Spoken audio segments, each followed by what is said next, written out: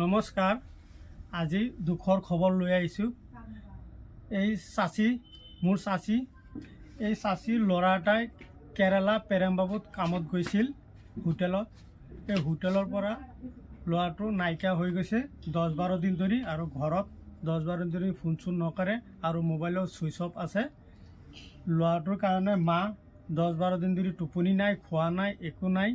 আৰু ল'ৰাজন মই স্ক্ৰীণত দি দিম, ফটোটো দি দিম, আৰু কোনোবাই যদি পায় তা আমাক অলপ যোগাযোগ কৰিব। আৰু মোবাইল নম্বৰটো মই কৈ দি আছোঁ 600032300107। এইটো নম্বৰত আপুনি যোগাযোগ কৰিব। যদি যিমান শ্বেয়াৰ কৰে যে ভিডিঅ'টো ইমানেই ভাল। এই আমাৰ মাৰ কাৰণে বহুত ভাল হ'ব। মা মানে এজনৰ ল'ৰা হেৰাই গ'লে মা কিমান দুখ পায় আপোনালোকে চবেই জানেই। তেনেহ'লে এই মাৰ কাৰণে অলপ ভিডিঅ'টো শ্বেয়াৰ কৰি দিব, আৰু এনেকুৱা শ্বেয়াৰ কৰিব যেন এই ভিডিঅ'টো ল'ৰাটোৰ তাত যেন যায়, আৰু ল'ৰাটো পাই পেলাই যেন মাৰ তাত লগে লগে ফোন এটা মাৰে। ল'ৰাজনৰ নাম কি? ফাইজুৰ ৰহমান।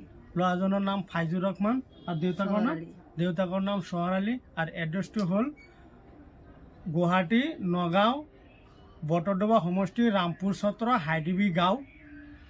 ল'ৰাজনৰ এড্ৰেছটো হ'ল এইখন এড্ৰেছ। কোনোবাই যদি পায় তেনেহ'লে অলপ আমাক